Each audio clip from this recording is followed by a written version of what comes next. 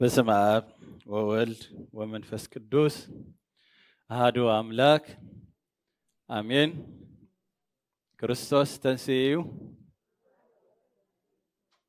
ክርስቶስ ተንሥኡ እና ከመቀኒኹም እግዚአብሔር በምሕረቱ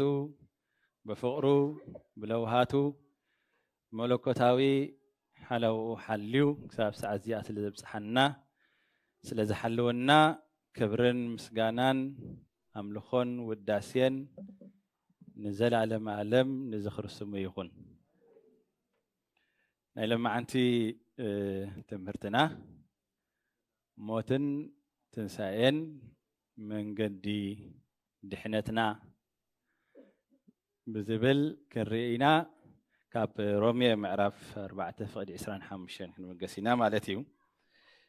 ቅድሚ እግና እዚኣ ክንብላ ኢና ክርስቶስ ተንሥአ እሙታን ኣሰሮ ለሰይጣን ሰላም ኮነ ፍስሓን ሰላምን ይግበረልና እግዚአብሔር። እንታይ እያ ትርጉማ ንፈልጣ ዲና ንፈልጣ ዲና ትርጉማ ወላስ ስቂልና ብልምዲ ኢና ንብላ? ንዓኣኽን ትርጉማ ክንፍትህ ኢና። ምናልባት ቁሩብ ግዜ ተወሲደ እታ ትምህርትና ንኸልማዓንቲ ክትሰጋገር እያ። ህራይ እታ ቀዳመይቲ ክርስቶስ ብዓብዪ ሓይልን ስልጣንን ካብ ሙታት ተንስአ ኢና ንብል ዘለና ማለት እዩ። ጎይታና ኢየሱስ ክርስቶስ ንሞት ስዒሩ ክትንስእ ከሎ ንሱ ፈጣሪን ወሃቢ ህይወትን ምዃኑ ኣመስኪሩ ማለት እዩ። ሞት ንዕኡ ክሕዞ ኣይከኣለን። ማቴዎስ ደቅና ከንብቡልና ፀንሑ 28:18 ኢየሱስ ቀረቦሞ ኩሉ ስልጣን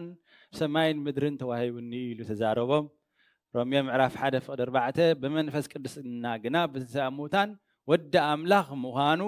ብሓይሊ ተገልፀ፣ ንሱ ድማ ጎይታና ኢየሱስ ክርስቶስ እዩ ይብል ሐዋርያ ቅዱስ ጳውሎስ ማለት እዩ።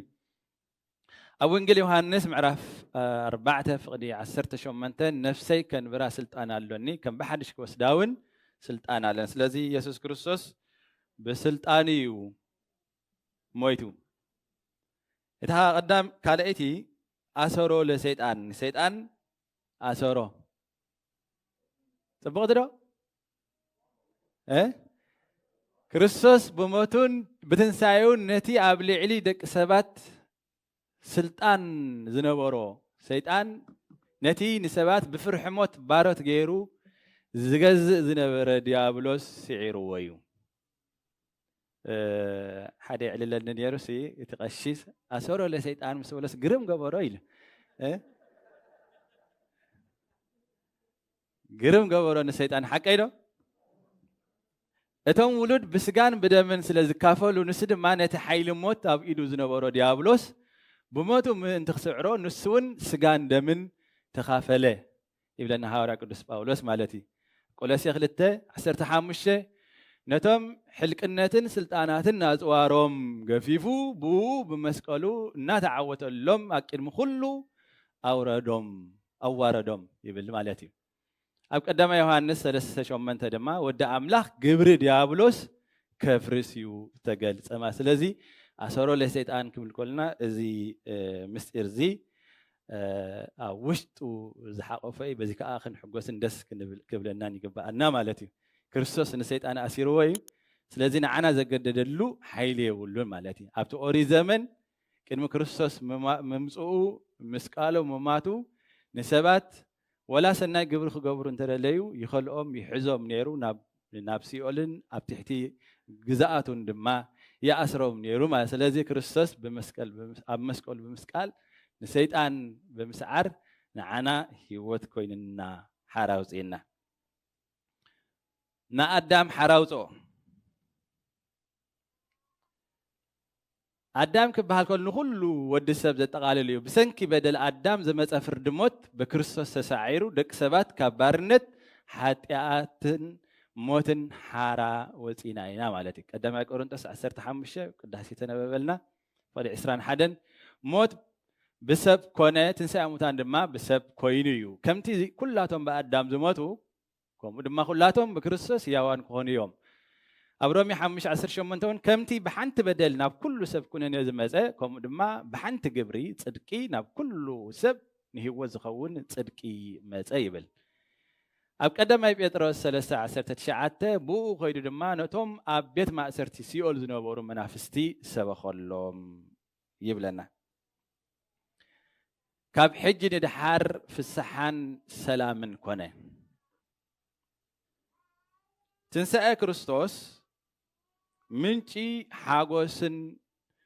تسفان إيو مس أملاك تعارقنا سلام رخيبنا إنا سلزي موس لستسعر دما زلا لماوي حاجوس ويدما زلا لماوي في السحا نأماني تواهيبو إيو مالتيو يوحنس وانجيل إسراء كاب 19 تخساب إسراء يوسف مزيو أما أكلهم دوبلهم مو سلامنا عخاتكم يخون بلهم دك أمزام تربما نقويتها مسرع أيوة حقوسو يبل مالتي أبو ماتيوس وانجيل إسران شومنتن أبرومي حمش حدين بار بإمنت كاب صدقنا بقويتنا يسوس كريستوس مس أملاخ سلام يهالونا ويدما سلام لنا يبل زين مجمر تاجي تنسى قويتها زرعة نستون بفرحين ببوزح حاجوسن كابت مقابر كالتيفن كم زوجة إذا نقرأ نامالتي قويتنا يسوع كريستوس كن مسقلاتون دك مزام تزبالو لبخم كحجوسيو نتحجوسكم دما حدوكا كباخاتكم زوسدو يلون بتنسى كريستوس مستسعيرو سيدان تأثيرو دك سبات كبارنت حراوتينا أبكون دما زلا لماوي سلامن في السحن تواهب الناي إزيو إتي عبي بسرات وإنجيل بحال مالتي زي آتا كريستوس تنسامتان بأبي هاي السلطان أسورو لسيدان هاقا أزول أدام سلام إمزيس كون في السها وسلام نبلا مالتي أوشتو عبي زخونة مستير زلو وي مالتي موتن تنسائن من قد حناتنا يحج بدم بصبق يوركم تخاتاتولني نسو بسري حاتياتنا بيزا تواهبه سلز ادقناون تسع كلت نغرين زموتو بجاز تواهبو بسري ناتنا حاتيات ناتنا بدليو زتسع دما منتي نعنا خصدقنا وي دما منتي صدقنا ابرومي معراف 4 فقد 25 كرهباينا بسري حاتياتنا بجا توهبه مالت حماماتون موتون ويتانا يسوع كريستوس نابز عالم زيا زمصلو قند علامه نسب كبارنت حاتياتن كاب سلطان موتن حارا نموصا ايو قدس باولوس بجا توهب كبل كله كريستوس كم بقع فاسيكا جزا رأسو مسواتي غيرو مقرابو يردعنا قدس أثناتيوس كل سب بحاتيات مخنيات عبتحتي فرد موت سلزنا بري قال سقا خوينو نتي نحنا خنكفلو زي كالنا نايموت عدا أبكن دانا خوينو كفلو يبل مسيال لهم دو قال لهم دك اسكم قال لهم أبزي أنا كلاتكم يدريئكم ذلو كابي أخساب جاف سلازي يتدكس أبتي on the incarnation ويدما سقو قال سلازي كلو سقا أبتحت عدا مبسباسن موتن سلاز نبره نسقانا ناتو هقورو سقانا بملباسو أبكندي كلاتنا خموت سقاو نموت هابن ንእግዚአብሔር ኣቦ ወፈዮን እዚ ኩሉ ንሰብ ዘለዎ ዓብይ ፍቕሪ መታን ከርእይሉ ገበሮ ይብል ንመን ንሰብ ዘለዎ ዓብይ ፍቕሪ ከርእይሉ ገበሮ ኩሎም ኣብኡ እንተደኣ ሞይቶም እቲ ኣብኣቶም ዝነበረ ሕጊ ሞትን ምብስባስን ከፍርሶ እዩ እዚ ከዓ ናይ ሞት ስልጣን ናብ ሰብነት ጎይታ ስለ ዝተፈጸመ ደጊም ሞት ኣብ ሰብነት ሰባት ስልጣን ኣይክህልዎን እዩ ይብል ደቂ ሰባሲ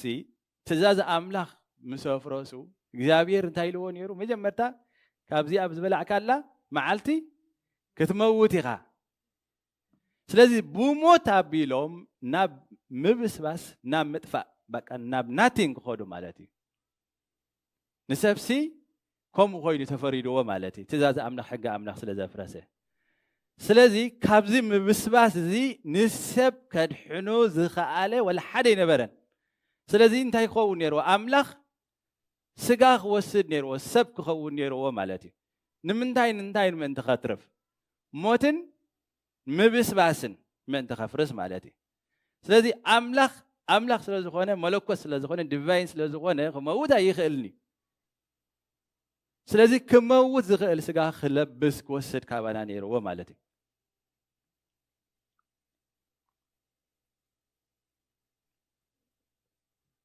ሞቱ ንሕና ክንሞቶ ዝነበረና ሞት እዩ ጎይታ ሞይቱ ንሱ ግና ሕያዋይ ጓሳ ስለ ዝኾነ ስለ ኣባጊዑ ነፍሱ ኣሕሊፉ ሃቦ ስለዚ ናይ ክርስቶስ ሞት ናትና ሞት ኣብ ክንዳና ኮይኑ ዝመውት ዘሎ ጽቡቕ ጌርኩም ተኸታተሉኒ ቅዱስ ኤፍሬም ዘዚኣነ ሞተ ነስአ ወእንቲአሁ ህይወተ ወሃበነ ይብል ናትና ሞት ወሲዱ ናቱ ህይወት ሃበና ኤክስቼንጅ ትኸውናላ ማለት እዩ እዚ ጥቕስ እዚ ነቲ ምስጢር ስጋዌ ወይ እግዚአብሔር ሰብ ዝኾነሉ ዓብይ ምስጢር ዘረዲ እዩ እዚ ድማ ኣብ ስነ መለኮት መለኮታዊ ምልውዋጥ ዲቫይን ኤክስቼንጅ ተባሂሉ ይፅዋዕ ማለት እዩ ሞት ብሞት ምጥፋእ መጽሓፍ ቅዱስ ዓስቢ ሓጢአት ሞት እዩ ይብለና ሮሜ 6:23 ኩሉ ሰብ ብሰንኪ ሓጢአት ኣዳም ኣብ ትሕቲ ፍርዲ ሞት ነበረ ጎይታና ኢየሱስ ክርስቶስ ግና ካብ ሓጢአት ናፃ ክነሱ ንዓና ንምድሓን ክብል ነቲ ንዓና ዝግባአና ዝነበሮ ሞት ንሱ ወሰዶ ንሱ ኣብ መስቀል ብምማት ነቲ ንዓና ሒዙና ዝነበረ ናይ ዘለዓለም ሞት ኣስተውዕሉ ናይ ዘለዓለም ሞት ሒዝካ ዝነበረ ናይ ዘለዓለም ሞት እዩ ሒዝክ ዝነበረ ናይ ዘለዓለም ሞት እዩ ሒዝና ዝነበረ ናይ ዘለዓለም ሞት እዩ ስለዚ ጎይታና ኢየሱስ ክርስቶስ ነዚ ናይ ዘለዓለም ሞት ተኸታተሉኒ ዝብል ዘለኹ መወዳእታ ናበይ ከም ዝኸይድ ኣብ መወዳእታ ክርዳእኩም ስለ ዝደለኹ እየ ማለት እዩ ህይወት ብጸጋ መሃብ ክርስቶስ ሞትና ጥራይ ኣይኮነን ወሲዱ ኣብ ክንድኡ ድማ ነቲ ናቱ መለኮታዊ ህይወት ሃበና እዚ ማለት ድማ ንሕና ብባህሪና ሞት ክነስና ምስኡ ብምውሃድና ብምንታይን ብጥምቀትን ብቁርባንን ናይ ዘለዓለም ህይወት ተኻፈልቲ ክንከውን ገበረና ንሱ ሰብ ኮነ ንሕና ኣምላኽ ምእንቲ ክንከውን ንሱ ሰብ ዝኾነሉ ዕላማ ንሕና እንታይ ምእንቲ ክንከውን ኣምላኽ ምእንቲ ክንከውን ብጸጋ ንሱ ናይ ባህሪ ኣምላኽ ኢና ዓነ ከዓ ብጸጋ ውሉድ ገብ ቅዱሳት ናተወሲኹም ኢሉ እዚ ሓሳብ ብዝያዳ ክገልጾ ከሎ ንሱ ሰብ ዝኾነ ንሕና ብጸጋ ኣማልኽቲ ደቂ ኣምላኽ ምእንቲ ክንከውን እዩ እዚ ማለት ንሕና ባህሪ ኣምላኽ ንወርስ ማለት ዘይኮነስ ብጸጋ ውሉድነት ተዋሂቡና ናይቲ ናቱ ናይ ባህሪ ህይወት ተኻፈልቲ ክንከውን ምእንቲ እዩ ቅዱስ ጴጥሮስ ኣብ ቀዳማይ ጴጥሮስ ምዕራፍ 1 እውን ገሊጽዋ ኣሎ ነዛ ጥቕሲ እዚኣ እቲ ሓሳብ ማለት እዩ እቲ ዘደንቕ ምልውዋጥ ሕጅረ እዩ እቲ ዘደንቕ ምልውዋጥ ንሱ ኻባና እንታይ ወሰደ ንሱ ኻባና ስጋ ወሰደ ንሕና ካብኡ እንታይ ወሲድና انتهينا لنا قدمنا زي أنا موت نسعى وأنت أهوه وتوهابنا ناتنا موت وسيدو ناتو هو تهابنا لنا سلازي نسخ أبانا سقا وسده نحنا خاخابو انتهي وسدنا منفس وسدنا ما ناتو منفس توسيدو سده تبرا السبب سلماتين يرو نسخ أبانا دخلنت وسده كلاي قرنتس شومنت تشعت نحنا خاخابو انتهي وسدنا هابتي ويكات سقا وسدنا نسخ أبانا وردت وسده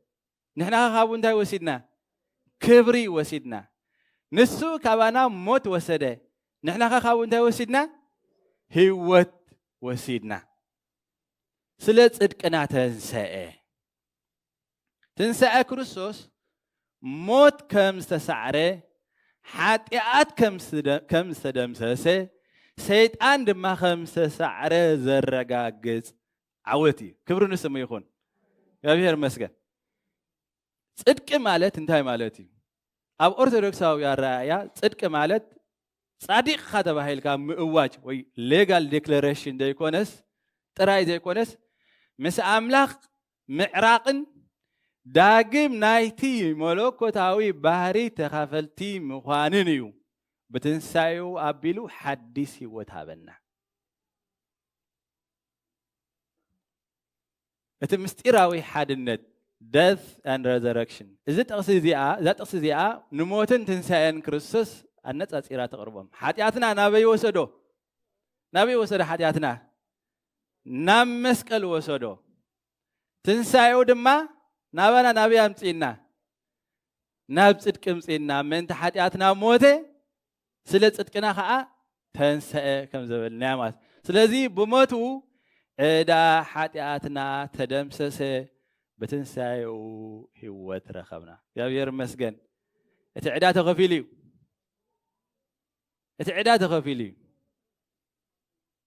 እቲ ህይወት ከኣተው ሂብዩ ስለዚህ ንነብረሉ ደይ አይን ነብረሉና ለና ናትና ሕቶ ይኸውን ማለት እዩ መዝሙር ትንሳኤ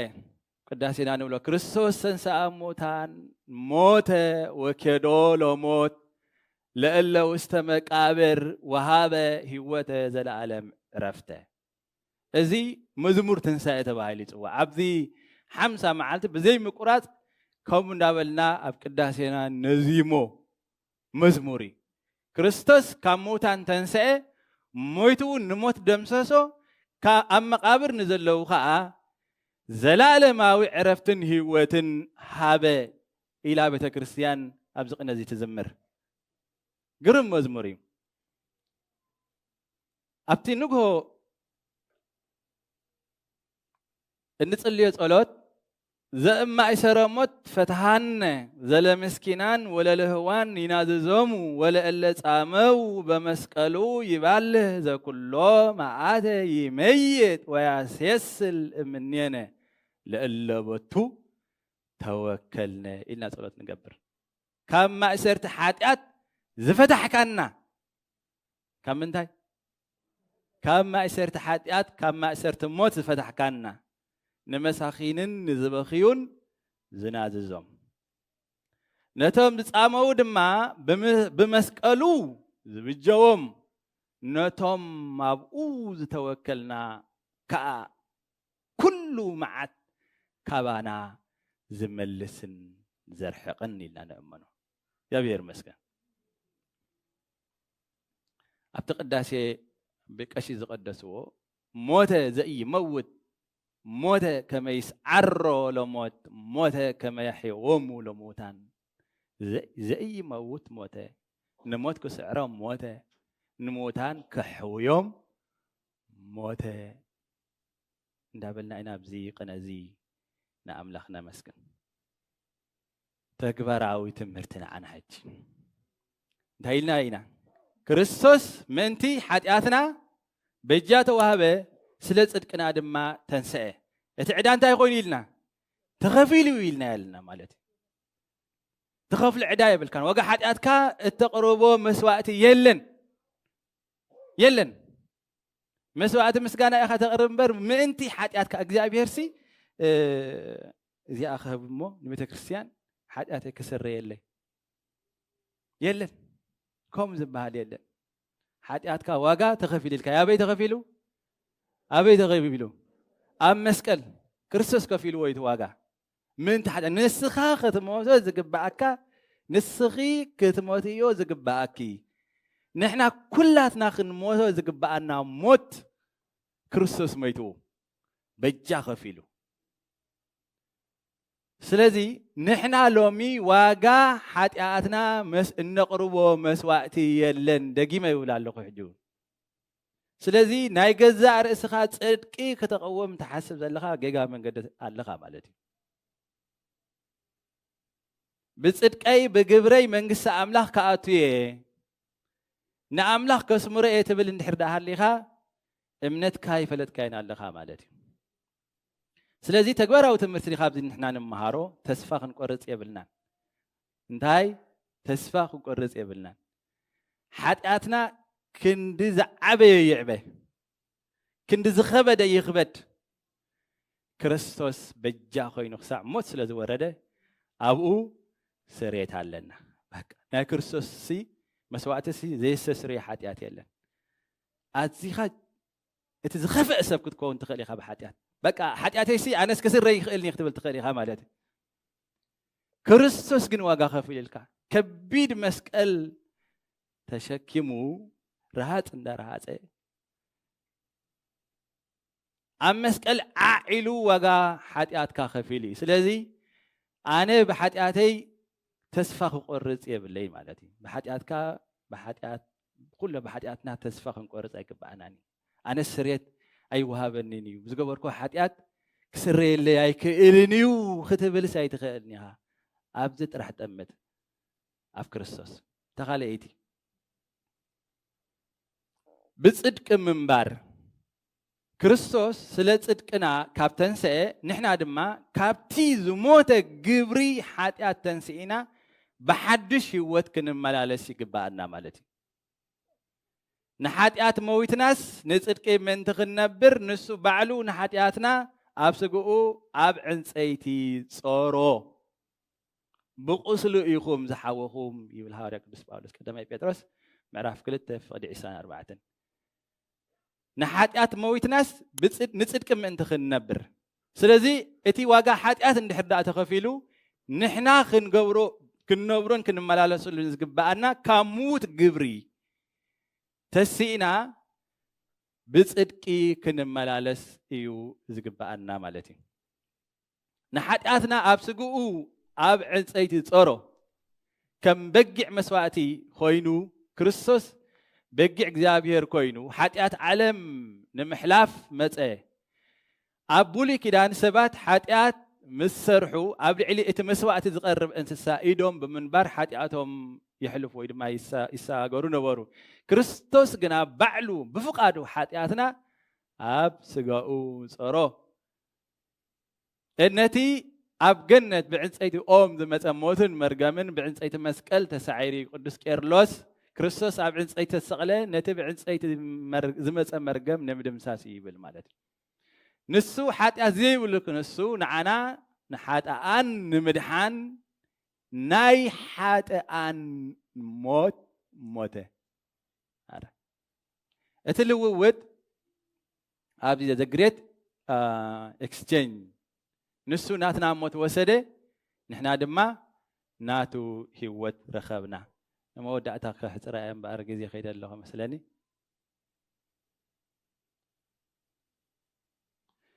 ስለዚ እዚ ጥቕሲ እዚ እዛ ጥቕሲ ንሪኣ ኣለና እዛ ስእሊ እንታይ ንምሃር ካብዚኣ ያ ናይ መወዳእታ ክገብራ እያ ክርስቶስ ሞይትልና ብእንቲ ሓጢኣትና ምሽልና እንታይ ንምሃር ካብዚ እቲ ሓንቲ ጸልማት ኣላ እታ ኣምፑል እቲ ሓንቲ ከዓ ብርሃን ኣላ እታ ኣምፑል ንሕና ብዘይ እግዚኣብሔር እታ ጸልማት ዘላ ንሕና ብዘይ እግዚኣብሔር ኢና እታ ኣምፑል ምስታ ኤሌክትሪክ ተራኺባ እንድሕዳ ኣብታ ሶኬት እንድሕዳ ዘይኣትያ ከምዚኣ ጸልማት ትኸውን ማለት እዩ ስለዚ ንሕና ከዓ ምስ እግዚኣብሔር እንድሕር ኣ ዘይተጣቢቕና ከምታ ኣምፑል ኢና ንኾን ኣብ ጸልማት ኢና ንነብር ማለት እዩ ስለዚ ኣበይ ኣለና ሎሚ ክርስቶስ ምእንቲ ሓጢአተይ ሞይቱ ኢልና ክርስቶስ ተንሥአ እሙታን ለአሰሮ ለሰይጣን ኢልና ግሩም ገበሮ ኢልና አቤልንን አለው ምስ ክርስቶስ አለና ምስ እግዚአብሔር አለና ንስኻው እግዚአብሔር መብራህተይ ኻሞ ንጸልማተይ እግዚአብሔር የብርሆ ኢሉ ካልኣይ ሳሙኤል ምዕራፍ 22:29 ስለዚህ ህይወትና በዘይ እግዚአብሔር ኮንቲያ ምስ እግዚአብሔር ክንጣበቅ ይግባና ነቲ ኃጢአትና ተሰኪሙ ካብ ጸልማት ከውጻና ካብ ድንቁርና ከውጻና ካብ ሞት ከውጻና ካብ ኃጢአት ከውጻና ዝሞተልና ጎይታ ምንታና በጃ ዝተዋህበ ምንቲ ጽድቅና ድማ ዝተንሰአ ጎይታ መስኡ ክንነብር ይግባና እዚኣ ቤተክርስቲያን ለምጽዋዕና ዘላ ማለት እዩ ስለዚህ ስቂልና ትንሳኤ ስቂልና አይና ትንሳኤ ክርስቶስ ተንሲና ክርስቶስ ትንሳኤ ኢልና ንዝምር ኣለና ማለት ነው መጻዕና ንእከብ ኣለና ማለት እዩ ምስ ክርስቶስ እንተ ዘይተሲእና ንዓና ትንሳኤ እንታይ እዩ ብንስሓ እንተ ዘይተመሊስና ኣብ ቁርባን ምስ ክርስቶስ ሓደ እንተ ዘይጌርናሲ ናትና ትርጉም ናትና ትንሳኤ ምብዓልስ እንታይ እዩ ምን እንግለስ ወላ ሓንቲ ትርጉም ዝበሃል የብሉን ስለዚህ ዝሞተልና ጎይታ ንዑ ተኣሚና ጎይታዬ በዲለካ ይቅረበለለይ ኢልና በኃጢአትና ተኣሚና ኣብ ቅድሚ ዙፋን ጸጋ ኣብ ቅድሚ እግዚአብሔር ፍግም ክንብል በኃጢአትና ክንእመን ብቁርባን ኩሉ ግዜ ምስኡ ክንነብር ትጽሑፍ ከም ይዝብል ስለዚህ ኩሉ ባህሊ ዘበሎ ደርብዮ ኩሉ ልምድታት ዘበለ ክንድርብዮ ይዝግባና ኣብዚ በዚ ክንመጽእ ኮለና ንሱ ቃሉ ዝበለና ስጋይ ዝበለዐ ደመይ ሰተየ ናይ ዘለዓለም ህይወት ኣለዎ ኢሉ በቃ እዚ ትቃል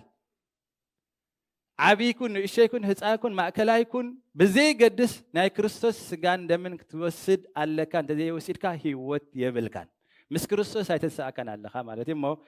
በዚ ህይወት ክንመላለስ ምስ ክርስቶስ ብጽድቂ ክንመላለስ ብቁርባን ክንመላለስ ብንስሓ ክንመላለስ እግዚአብሔር ይደግፈና ስለሰማዕኩም የቀኒየለ